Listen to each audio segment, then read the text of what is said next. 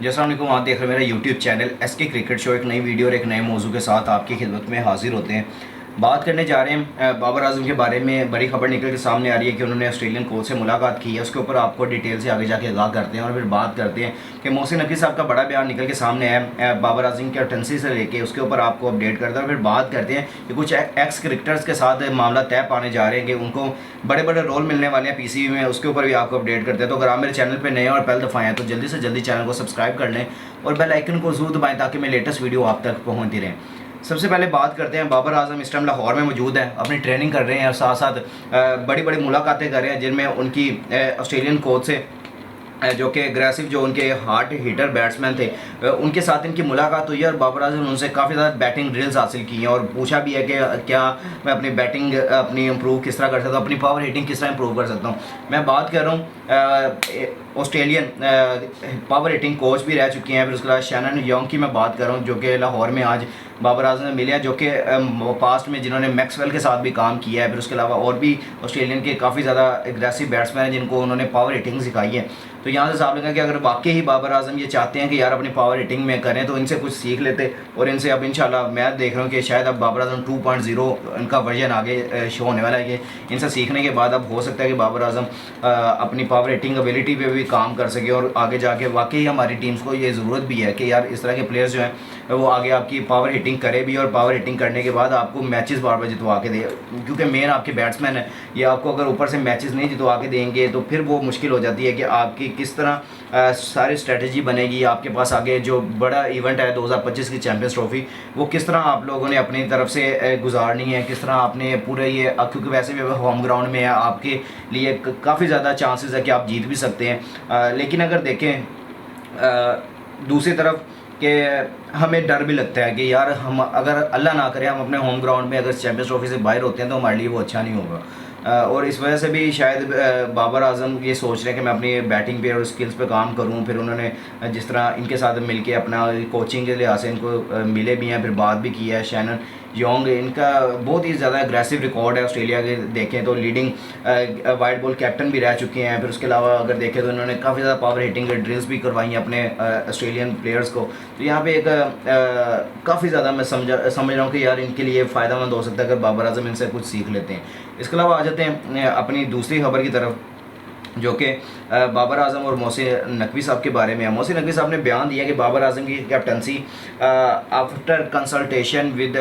Farmer cricketers, मैं कह रहे मैं अपने पुराने जो सारे खिलाड़ी हैं जो एक्स क्रिकेटर्स हैं उनसे मुशावरत के बाद मैं बाबर आजम की कैप्टनसी के ऊपर फैसला कर सकता हूं कि क्या उनको कैप्टन आगे बरकरार रखा जाए या फिर नहीं। तो मेरा ख्याल है कि जो जिस तरह बैठ के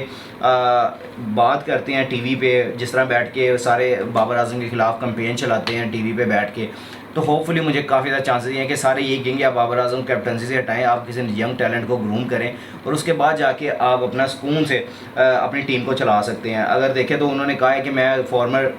आपके सारे एक्स क्रिकेटर से बात करूंगा और फिर बात करूंगा white ball captain white ball जो आपके कोच हैं गैरी कैरिस्टन, उनसे बात करूंगा। फिर उसके बाद मैं ये फाइनल डिसीजन लूँगा कि बाबर आजम को कैप्टन रखा जाएगा बरकरार या फिर नहीं। और एक मैं समझता हूँ कि नहीं, अब एकदम से ये जल्दी है बाबर आजम को हटा देना फिर दोबारा से। अब आपके पास ऑलमोस्ट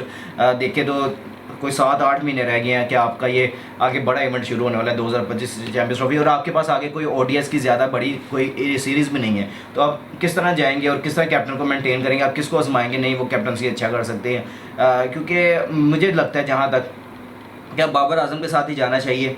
2025 की चैम्पियंस ट्रॉफी अब बाबर आजम को दोबारा से एक दफ़ा फिर एक आईसीसी इवेंट इनको दें, दोबारा से देखें कि आपको किस तरह ये इस इवेंट में करके दे दो। खासतौर पे होम ग्राउंड में प्रेशर भी होगा, हर प्लेयर पे भी होगा, बाबर आजम के ऊपर भी होगा, फिर पीसीबी के ऊपर भी होगा, क्योंकि आपके सबसे ज़्यादा मेन मैचेस जो हैं वो लाहौर, कराची और फिर आपको पता है इसमें होने हैं। तो आप यहाँ से हिसाब लगाएं कि हम इतने ज़्यादा एक्साइटेड है फैंस के, हम ये सोच रहे हैं कब वो पाकिस्तान और इंडिया का मैच भी आएगा। और जो मार्च 1 को मैंने कल भी आपसे जो वीडियो मैंने बनाई थी उस पर ऊपर मैंने आपको बताया था कि 1 मार्च 2025 को पाकिस्तान और इंडिया का मैच हो रहा है। तो हम चाहते हैं यार वहाँ पे कुछ एग्रेसिव सी कैप्टनसी बाबर आजम करते हुए नजर आए, कुछ एग्रेसिव से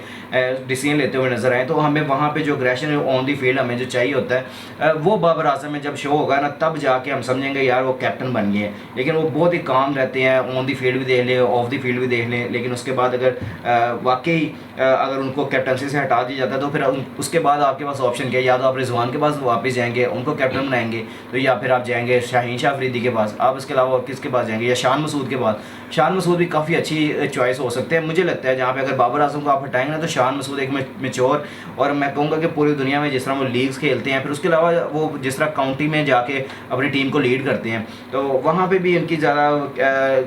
काफ़ी ज़्यादा फ़ैन बेस है। फिर उसके अलावा वो क्रिकेट को जिस तरह समझते हैं, फ़ॉरन ज़्यादा उनको बोलना भी आता है, यानी कि वो इंग्लिश वगैरह बोल लेते हैं, मीडिया को हैंडल करना भी आता है, तो यानी कि फिर वो एक बड़ी चॉइस है कैप्टनसी के लिए। और मैं चाहता भी हूँ कि शायद शान मसूद ही आपके लिए बेस्ट चॉइस है, और वो T20 फॉर्मेट में भी अपने आप को डालने की कोशिश कर रहे हैं। तो एक अच्छी बात ये है कि इंशाल्लाह आगे जाके देखते हैं, जिस तरह भी इसके ऊपर कोई अपडेट निकल के सामने आती है वो भी आप तक पहुँचाएंगे। अब बात कर लेते हैं जो आपकी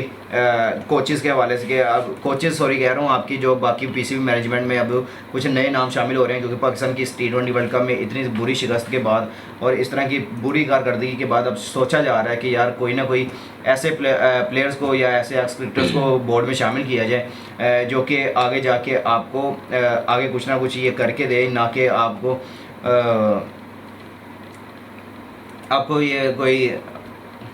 कोई अच्छे रिजल्ट्स प्रोड्यूस करके दें, जो कि आगे मेजर आपके इवेंट्स हैं। The Pakistan cricket board had decided to appoint big names as mentors and he reached out to former captains and ex test cricketers. जो बड़े नाम गर्दिश कर रहे हैं उनमें मोइन खान ख़ास तौर पे, उसके अलावा इंज़मामुल हक हैं, सकलैन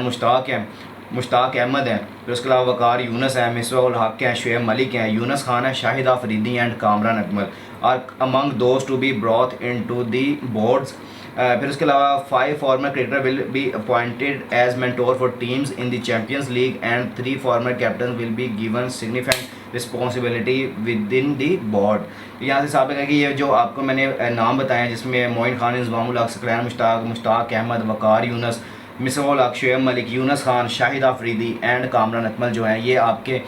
फॉर्मर जो क्रिकेटर्स हैं, ये PCB में बड़ा रोल हासिल करने की काफ़ी ज़्यादा अहलियत भी रखते हैं, और इनके साथ बातचीत भी चल रही होगी PCB की।